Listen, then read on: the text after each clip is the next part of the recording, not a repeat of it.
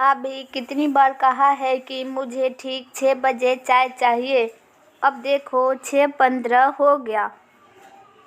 मैं 15 minute late देखकर तो यही देखकर तो आप पढ़ी लिखी नहीं हो, पर क्या टाइम देखने भी नहीं आता।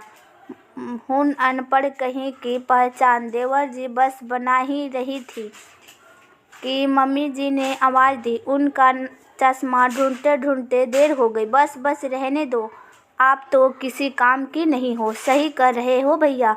पता नहीं शशांक भैया ने क्या देखा था इसमें कि पसंद कर लिया।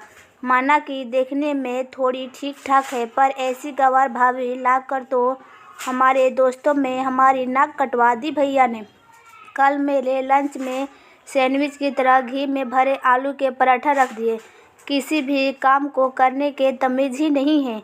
ये कोई आज की नहीं बल्कि सीता के ससुराल की रोज़ की कहानी थी। सीता की शशांक से शादी हुई 4 महीने ही हुए थे, पर उसका देवर मयंक और ननद शिवानी लगभग रोज़ ही उसे नीचा दिखाने का एक भी मौका नहीं छोड़ते थे। सीता कुछ कहने की कोशिश करती तो उसकी सास भी उनके सुर में सुर मिलाकर कहती, बहू तमीज़ से बात करो। इतना तो पता होगा कि देवर और ननद से कैसे बात करते हैं। शशांक मर्चेंट नेवी में काम करता था। उसने अपने दोस्त की शादी में सीता को देखा और पहली नज़र में उसे सीता से प्यार हो गया, और फिर अपने घर वाले के सामने कोर्ट मैरिज करके सीता को ला खड़ा कर दिया। अब ना चाहते हुए भी सीता अपने ससुराल वालों के लिए एक ऐसा कांटा बन गई थी जिसे ना हटाया जा और ना निगला जा। शादी के 1 महीने बाद ही शशांक के 6 महीने के लिए अपनी ड्यूटी पर जाना पड़ा।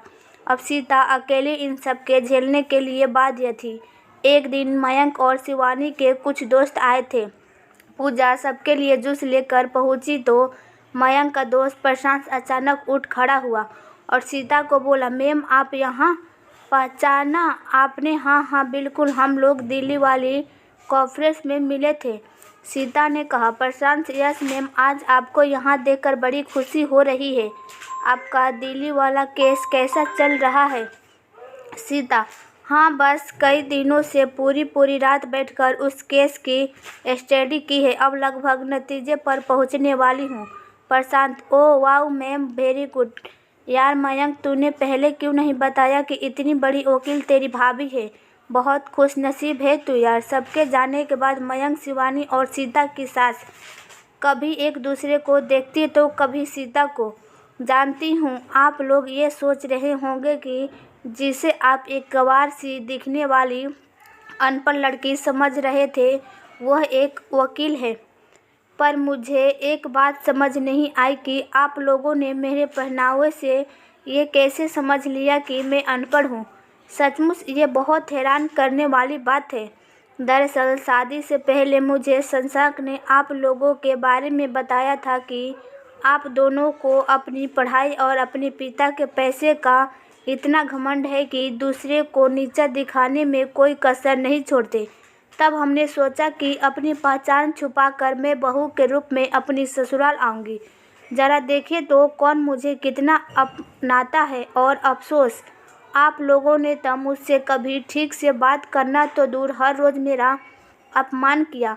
अरे हर बात पर मुझे तमीज़ सिखाने वाले आप लोग पहले खुद तमीज़ सीखिए। दूसरे से बात करने की ये अधिकार आपको किसने दे दिया कि जो कम पढ़ा लिखा है आप उससे बदतमीज़ से बात करोगे? किसी के पढ़ाई, उसके बात करने की तमीज़ या बदतमीज़ को कौन सा पैमान है? अरे पढ़ाई तो संस्कार के साथ साथ समझदारी भी सिखाती है। पर माफ़ कीजिए, आपकी बोली से, आपकी भाषा से तो लगता है कि आप पढ़े लिखे ही नहीं हैं। अगर अनपढ़ पढ़ लिख कर इंसान इस तरह से बात करता है तो ऐसे कम पढ़े लोग ही अच्छे हैं, जिन्हें कम से कम बात करने के तमीज़ तो है। सीता ये कहकर अपने कमरे में चली गई और उन सब के सिर शर्मिंदे से झुक गए। आज उनका घमंड चूर चूर हो चुका था।